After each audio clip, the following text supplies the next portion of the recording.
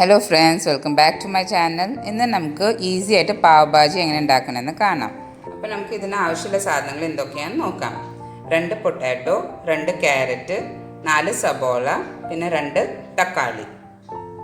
പിന്നെ നമുക്ക് mixed frozen vegetables എടുക്കാം. Green peas, cone, beans, carrot. ഇപ്പോൾ നിങ്ങൾക്ക് കാണാം നമ്മുടെ പൊട്ടാറ്റോ, ക്യാരറ്റ്, ഓണിയൻ, തക്കാളി. ഇത് 4 നമ്മൾ നന്നായിട്ട് ചെറുതായി കട്ട് ചെയ്ത് വെച്ചിട്ടുണ്ട്. ഇത് നമുക്ക് ഇനി കുക്കറിൽ കുറച്ച് വെള്ളം ഒഴിച്ച് ഉപ്പിട്ടിട്ട് വേവിക്കാൻ വെക്കണം. ഇത് ഒരു 3-4 വിസിൽ വേവിക്കാൻ വെക്കണം. അത്രയും വെക്കുന്നത് എന്നുവെച്ചാൽ ഇതെല്ലാം നന്നായി വെന്ത് ഉടയണം. നമ്മുടെ പാവ് ഭാജി മസാല നമ്മുടെ കഷ്ണങ്ങളായിട്ടല്ല, നന്നായി ഉടഞ്ഞിട്ടാണ് കിട്ടുക. അപ്പോൾ അതിന് വേണ്ടിയിട്ടാണ് നമ്മൾ അത് ചെയ്യണം. 3-4 വിസിലിന് വേണ്ടിയിട്ട് വെക്കണം. ഇനി നമുക്ക് പാവ് ഭാജി കാച്ചാൻ എന്തൊക്കെയാണ് വേണ്ടതെന്ന് നോക്കാം. 2 മീഡിയം സൈസ് ഓണിയൻ, ഈ സൈസിൻ്റെ ഓണിയൻ ഇങ്ങനെ പൊടിയായിട്ട് കട്ട് ചെയ്ത് വെച്ചത്. പിന്നെ ജിഞ്ചറും ഗാർലിക്കും, ഈ രണ്ടിൻ്റെയും പേസ്റ്റ് ആക്കിയിട്ട് വെക്കണം. പിന്നെ മല്ലിയില വേണം. ഇനി നമുക്ക് മസാല ഏതൊക്കെ ആവശ്യമുണ്ടെന്ന് നോക്കാം. 2 teaspoon red chilli powder, Kashmiri chilli പൗഡറാണ് എടുത്തേക്കുന്നത്. 1/4 സ്പൂണ് മഞ്ഞൾപ്പൊടി, 1/2 സ്പൂണ് ചാട്ട് മസാല, പിന്നെ 3/4 സ്പൂണ് ഗരം മസാല, 1 ടീസ്പൂണ് ജീരകം. ഇനി നമുക്ക് പാൻ അടുപ്പത്ത് വെച്ചതിന് ശേഷം 2 ടേബിൾ സ്പൂൺ സൺഫ്ലവർ ഓയിൽ ഇടാം. അതിനുശേഷം നമുക്ക് ഇതിലേക്ക് നമ്മൾ എടുത്ത് വെച്ചേക്കുന്ന ജീരകം, 1 സ്പൂൺ ജീരകമാണ് ഇട്ടേക്കുന്നത്, അതിടാം. ജീരകം പൊട്ടി വരുമ്പോഴേക്കും നമുക്ക് ഇതിലേക്ക് നമ്മൾ കട്ട് ചെയ്ത് വെച്ചേക്കുന്ന സബോള എടുത്തിടാം.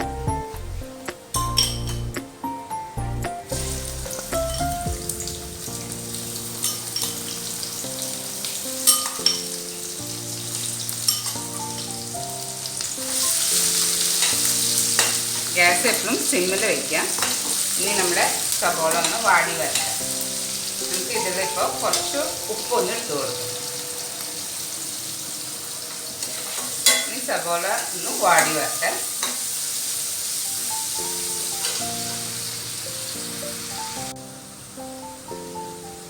ഇപ്പോൾ സബോള കുറച്ചൊന്ന് വാടിയിട്ടുണ്ട്. ഈ സമയത്ത് നമുക്കിതിലേക്ക് നമ്മൾ അരച്ച് വെച്ചേക്കുന്ന ജിഞ്ചർ ഗാർലിക് പേസ്റ്റ് ഇതിലേക്ക് ഒന്ന് ഇട്ട് കൊടുക്കാം.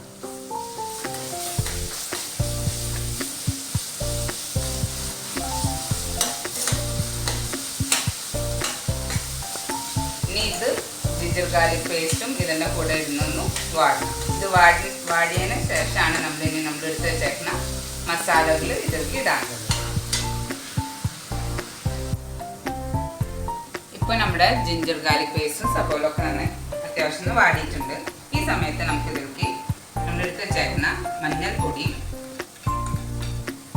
പിന്നെ നമ്മുടെ മുളക് പൊടി ഇതൊക്കെയൊന്ന് ഇട്ട് കൊടുക്കാം.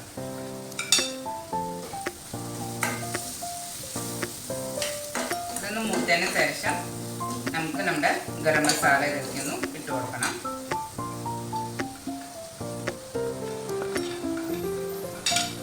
ഗരം മസാല ഇട്ടതിന് ശേഷം ജസ്റ്റ് ഒന്ന് ഇളക്കാം. ഇതിന് ശേഷം നമ്മുടെ ഫ്രോസൺ വെജിറ്റബിൾസ് എടുത്തിട്ടുണ്ടായിരുന്നു.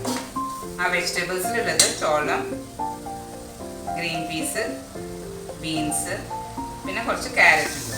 അതൊന്നും ഇട്ട് കൊടുക്കുക. ഇത് പെട്ടെന്ന് വേവും, അതുകൊണ്ടാണ് മുമ്പ് നമ്മളിത് കുക്കറിൽ ഇട്ട് കൊടുക്കാനുള്ളത്. ഫ്രോസൺ വെജിറ്റബിൾസ് എപ്പോഴും ഹാഫ് വെന്തിട്ടാണ് അവർ ഫ്രീസ് ചെയ്യണം. അതുകൊണ്ടാണ് നമുക്കിത് പെട്ടെന്ന് വെന്ത് കിട്ടുന്നത്. ജസ്റ്റ് ഒന്ന് വാടിയാൽ മതി. ഇത് ഒരു മിനിറ്റ് എടുക്കുള്ളൂ ജസ്റ്റ് ഒന്ന് വാടി കിട്ടാനായിട്ട്. അപ്പോൾ ഇതൊന്നും ഇട്ടിട്ട് ജസ്റ്റ് ഒന്ന് ഇളക്കാം.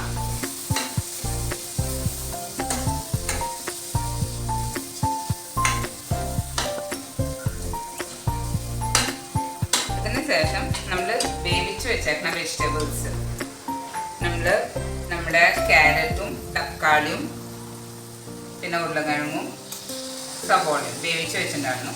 ആ വെജിറ്റബിൾസ് ഇതിലേക്ക് ഇട്ട് കൊടുക്കാം. നിങ്ങൾക്ക് കാണാൻ നന്നായി വെന്തുണ്ട്.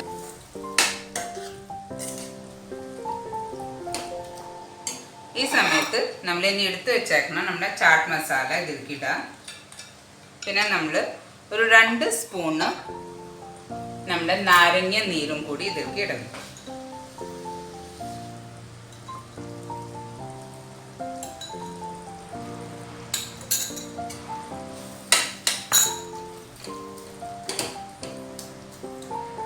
ഗ്രീൻ പീസൊക്കെ ഇതിൽ കിടക്കണ കാണുമ്പോൾ നല്ല രസമല്ലേ. അപ്പോൾ നമ്മുടെ പാവ് ഭാജിയുടെ മസാല ഓൾമോസ്റ്റ് റെഡിയാണ്. ഇനി ജസ്റ്റ് നമ്മുടെ സെർവ് ചെയ്യുന്ന സമയത്ത് ഇതിൻ്റെ മുകളിൽ ചെറുതാക്കി കട്ട് ചെയ്ത നമ്മുടെ സബോള പിന്നെ മല്ലിയില ഇട്ട് കൊടുക്കുക. സെർവ് ചെയ്യുന്ന സമയത്ത് ഇപ്പോൾ ഇതിൻ്റെ മുകളിൽ ഇട്ടില്ല, സെർവ് ചെയ്യുന്ന സമയത്ത് മാത്രം. പിന്നെ നമ്മൾ അത്യാവശ്യമായിട്ട് ഇടേണ്ടത് കുറച്ച് ബട്ടറാണ്. ബട്ടർ ഇട്ടാൽ ഇതിനൊരു സ്പെഷ്യൽ ടേസ്റ്റാണ്. നമുക്ക് ഇതിലേക്ക് ചെറിയ പീസ് ബട്ടറൊന്നും ഇട്ട് കൊടുക്കാം. ഇതിന് നല്ലൊരു ടേസ്റ്റ് വരും. നിങ്ങൾ എന്തായാലും ഇത് ട്രൈ ചെയ്ത് നോക്കുമോ. നിങ്ങൾക്കിത് ഇഷ്ടപ്പെട്ടിട്ടുണ്ടെങ്കിൽ ലൈക്ക് ചെയ്യാനും സബ്സ്ക്രൈബ് ചെയ്യാനും മറക്കരുത്. അപ്പോൾ നെക്സ്റ്റ് വീഡിയോയിൽ കാണുന്ന വരെ ബൈ.